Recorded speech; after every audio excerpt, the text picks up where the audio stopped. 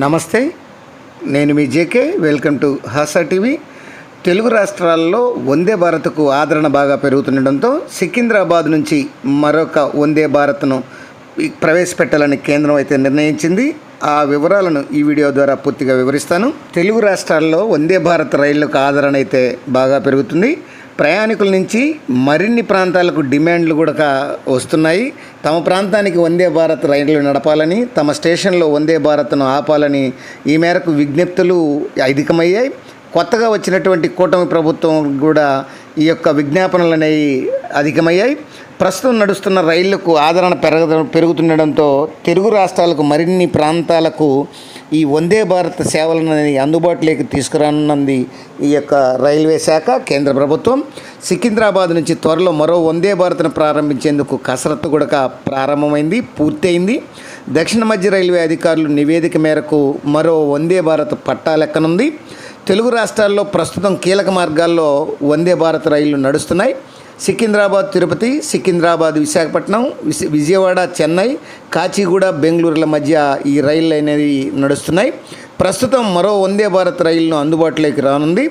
చాలా కాలంగా సికింద్రాబాద్ పూణే మధ్య వందే భారత్ కోసం డిమాండ్ అయితే ఉంది. దూర ప్రయాణం కావడంతో వందే భారత్ స్లీపర్ పైన హామీ ఇచ్చింది. ఇదే సమయంలో మరొక వందే భారత్ సర్వీస్కి అయితే ఆమోదం తెలపడం అయితే జరిగింది. సికింద్రాబాద్ నుంచి నిత్యం నాగపూర్కు పెద్ద సంఖ్యలో ప్రయాణికులైతే రాకపోకలు సాగిస్తున్నారు. ఈ రూట్లో వందే భారత్ ప్రవేశపెట్టాలనే డిమాండ్ ఉంది. ఇప్పుడు దీనిని ఆమోదం లభించినట్లు సమాచారం. సికింద్రాబాద్ నాగపూర్ మధ్య కొత్తగా ఈ వందే భారత్ సర్వీస్ అనేది ప్రారంభం కానుంది. ఈ రెండు నగరాల మధ్య మొత్తం 578 కిలోమీటర్ల దూరం ఉంది. కేవలం 7 గంటల్లోనే గమ్యస్థానం చేరేలా ప్లాన్ చేస్తున్నారు రైల్వే శాఖ. ఈ రైలు ఉదయం 5 గంటలకు నాగపూర్ నుండి బయలుదేరి అదే రోజు మధ్యాహ్నం 12:15 సికింద్రాబాద్ చేరుకునేటట్లు ఈ యొక్క టైమింగ్స్ని అయితే ఖరారు చేసినట్టు సమాచారం.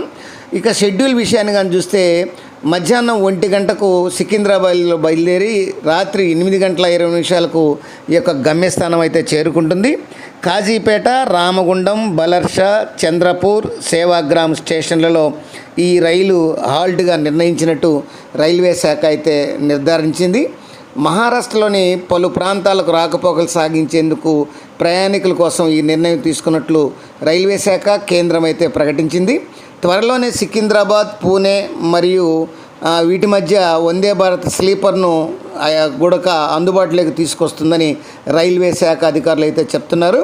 కొత్త వందే భారత్ అందుబాటులోకి వస్తుండడంతో ప్రయాణికులకు మరింత వెసులుబాటు అయితే కలగనుందనేది చెప్పవచ్చు. ఏది ఏమైనా సికింద్రాబాద్ నుంచి మరొక వందే భారత్ నడపనున్నారు